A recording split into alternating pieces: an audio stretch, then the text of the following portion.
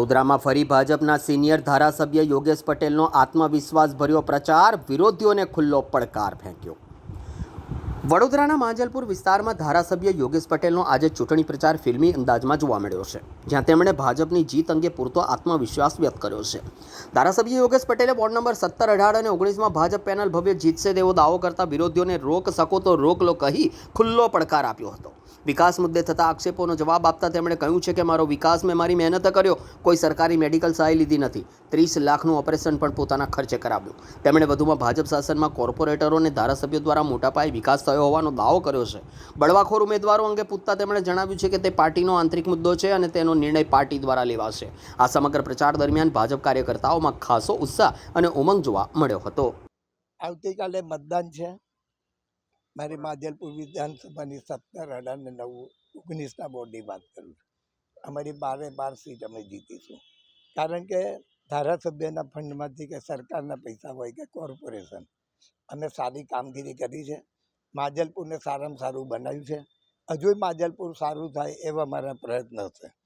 ખાસ કરીને કોંગ્રેસને બી હું કહું છું, તમે જે કરવું એ કરી લો, કારણ કે છેલ્લી રાતે જ બધું થતું હોય છે।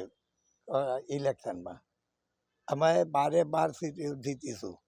રોક શકો તો રોક લો, પણ અમે 12 સીટ જીતીશું। ના, અમારી માંજલપુરની કામગીરી માટે અમારો નિલેશ રાઠોડ હોય, પરેશ બ્રહ્મભટ્ટ હોય કે નરેન્દ્ર પટેલ, આ લોકોએ અમારી સાથે હંમેશા બેસી જે વોર્ડનું કામ હોય, કોર્પોરેટરના સૂચન હોય, એ સૂચન સાચા છે કે નહીં એ બધું ધ્યાને રાખીને અમે કામગીરી કરીએ છીએ ને। એટલે માંજલપુરમાં તમે જુઓ, આજ લગીને જે બી બધા વિવાદો થયા, પણ માંજલપુરમાં કોઈ કામ માટેના વિવાદ નહીં થયા। એટલે મતદારોને બી વિનંતી કરું છું, આવતીકાલે મતદાન જરૂર કરો, અને આ વખતે કોર્પોરેશનમાં ભાજપ જ બેસશે, એમાં કોઈ બે મત નથી।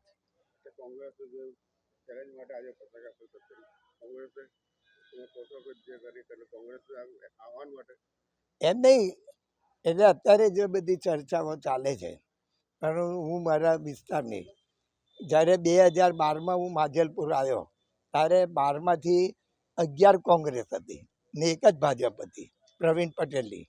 બીજું ઇલેક્શન આવ્યું તો અમે 12માંથી 11ને હરાયેલા।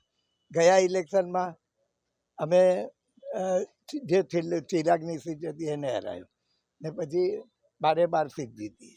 એટલે 12 સીટ અમે જીતી। હે ના, એ ભાજપનો વિષય છે। ચાલો।